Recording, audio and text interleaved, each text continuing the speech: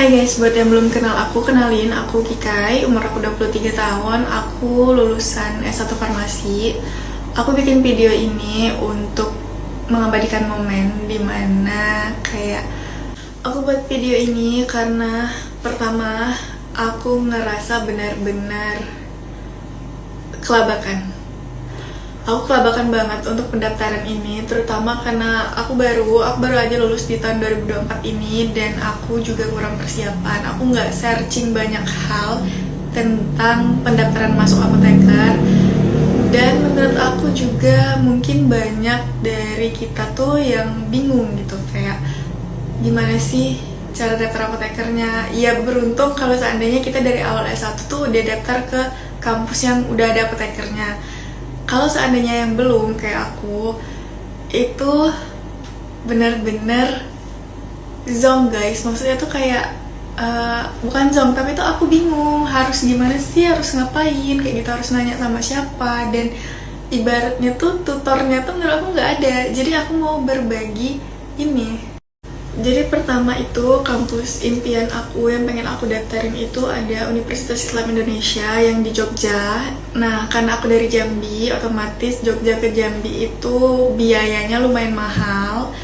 Aku harus nyiapin biaya transport mulai dari Sarolangun ke Jambi, Jambi ke Jogja, dan dari Jogja itu dari airportnya ke kosan, biaya kosan sama biaya tinggal di Jogja. Itu yang pertama harus disiapin ya guys. Yang kedua itu menurut aku harusnya udah aku persiapin dari jauh hari, yang mana UI itu ada tes CPT. Nah, tes CPT-nya itu sama kayak TOEFL prediction, cuman penyelenggaranya dari UI.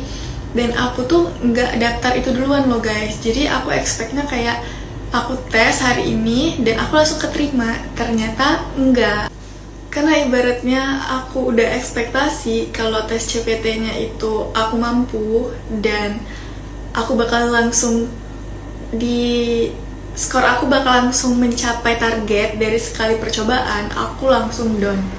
Ketika aku tahu kalau aku nggak semampu itu untuk ngelakuinnya gitu, ternyata aku masih kurang di listening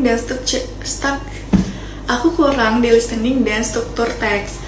Dan ibaratnya itu menjadi titik balik aku yang awalnya sebelum ke Jogja aku ngerasa kayak udah insya Allah aku lulus gitu, insya Allah aku lulus, aku percaya aku lulus kayak gitu.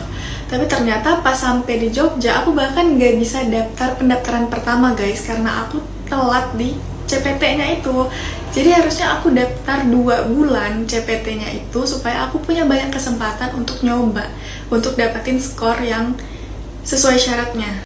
Jadi UII itu mereka punya silaknya itu kayak lembaga khusus untuk bahasa Inggrisnya. Jadi mereka nyiapin TOEFL sama CPT yang untuk penyelenggara ini. Kalau untuk mahasiswa UII biasanya itu di akhir perkuliahan, kayak mau lulus baru mereka adain tes CPT gitu kan untuk syaratnya. Nah, karena ibaratnya itu kayak aku nggak punya tempat bertanya kayak gitu, kayak harusnya CPT-nya itu dimulai dari 3 atau 2 bulan sebelum aku mau masuk, aku bisa daftar. Karena ternyata guys, CPTUI itu dia nyediain 2, online sama offline. Dia bisa online untuk kita yang jauh dan offline untuk yang mahasiswanya itu kan. Nah, aku tuh nggak nyoba itu guys, padahal sertifikatnya itu tahan sampai 2 tahun, berlaku untuk 2 tahun. Itu penyesalan pertamaku ya guys, karena aku nggak searching, aku nggak cari tahu kalau ternyata CPT itu bisa online, terus juga sertifikatnya berlaku selama 2 tahun. Yang kedua, aku juga nyesel karena aku kayak terlalu maksain gitu. Aku terlalu maksain kayak aku harus UII gitu, aku harus coba daftar UII gitu kan, tanpa ngebuka planning ke kampus lain. Sebenarnya aku udah ada planningin sama temen aku ke kampus lain, cuma waktu itu aku beneran kekeh kayak aku pengen UII gitu loh. Jadi waktu temen aku ngajakin pendaftaran di Macung, aku tuh ngerasa kayak aku masih punya satu kesempatan tes CPT sebelum batas pendaftarannya. Jadi kayaknya aku nggak perlu ngikut temen aku. Kalau aku lulus CPT ini bisa daftar, nanti aku tabrakan sama kampus yang diajakin temen aku. Jadilah aku menyesal. Aku merasa nyesel guys, aku merasa nyesel kayak kenapa aku juga nggak buka peluang untuk kampus lain ke diri aku gitu, kenapa aku juga nggak ikut teman aku yang ke Malang gitu kan. Kayak ibaratnya pendaftaran mereka tuh gampang gitu, mereka cuman di bagian nanti TPA penyelenggaraan mereka, dan mereka nggak punya persyaratan TOEFL. Tapi aku tuh tetap kayak aku bisa nih, aku bisa nih CPT, aku lulus, aku bisa daftar. Dan ternyata guys, aku tes CPT tanggal 2 Juli dan tanggal 3-nya itu terakhir pendaftaran gelombang 1, dan aku nggak lulus. Aku nggak lulus lagi. Tapi di titik itu karena aku udah banyak berdoa sama Tuhan kayak gitu kan, aku ngerasa kayak ya udah deh, terserah kayak gitu, aku mau coba TOEFL, mungkin emang disuruh TOEFL kayak gitu kan. Jadi malam ini aku ngerasa down lagi, aku ngerasa kayak mampu nggak ya aku TOEFL-nya gitu, bisa nggak ya aku TOEFL-nya, karena rasanya emang beneran kayak awalnya aku pede gitu loh guys, abis itu aku agak down lagi gitu. Jadi malam ini adalah malam sebelum besoknya aku tes TOEFL. Semoga tes TOEFL aku lulus, aku memilih untuk berhasil di tes TOEFL ini. Aku nggak mau down lagi.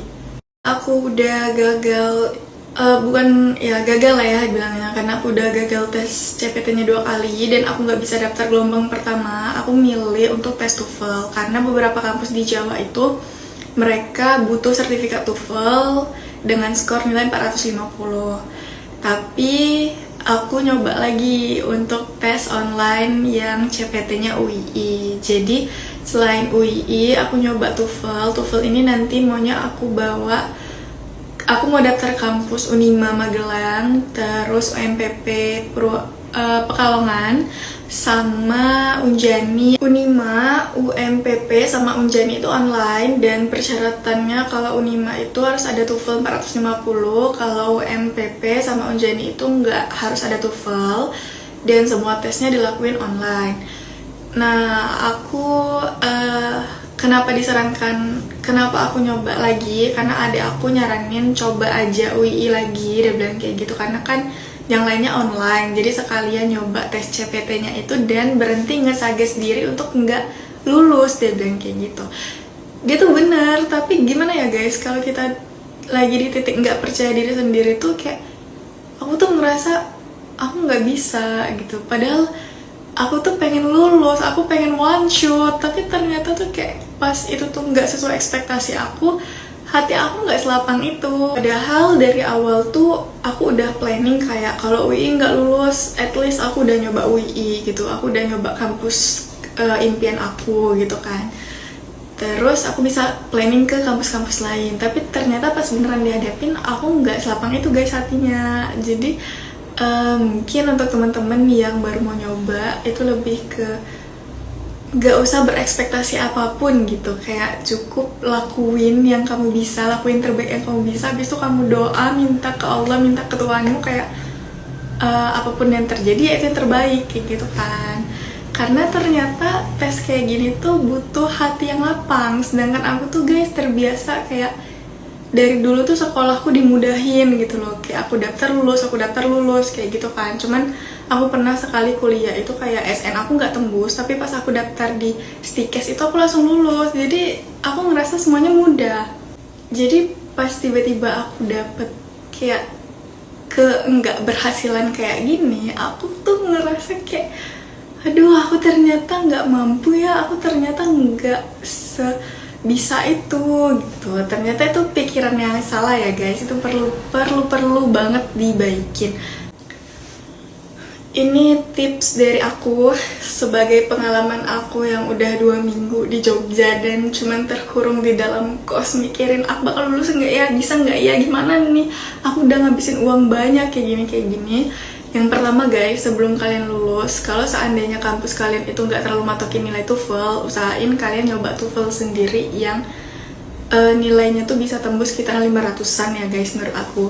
Paling rendah 450, tapi kalau kalian bisa tuh 500, dan usahain ngelakuin tes TOEFL-nya tuh di lembaga yang udah terdaftar lisensinya gitu. Terus juga yang kedua, kalian monitoring ya, namanya monitoring kampus yang kalian mau. Kan sekarang serba informasi tuh mudah, kalian tinggal ke IG-nya, kalian buka websitenya, kalian lihat apa aja gitu syaratnya. Berdasarkan pengalaman aku, syarat dari persyaratan untuk daftarnya itu biasanya pertama guys itu tes kesehatan. Tes kesehatan itu ada tes narkoba, tes kejiwaan, tes buta warna, sama sehat jasmani.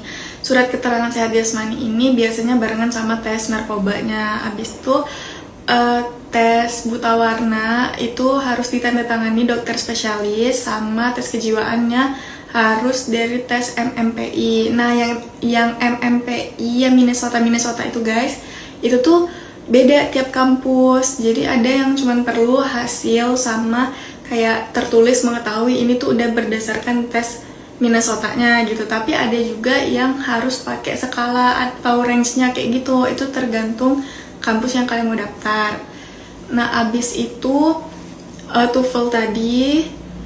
Terus ada yang pakai TPA, tes potensi akademik. Kampus yang minta pakai tes potensi akademik sama sertifikat TOEFL-nya, sertifikat TPA sama sertifikat TOEFL. Ada yang cuma sertifikat TOEFL-nya aja. Pokoknya tergantung kampus yang kalian mau ya guys. Itu saran dari aku, siapin dari 4-3 bulan sebelum kalian mau daftar kampus. Terus kalau untuk belajarnya itu kalian bisa ikut les online kayak gitu, atau kalian beli buku soal, kalian bahas sendiri. Itu menurut aku bebas dari kalian aja.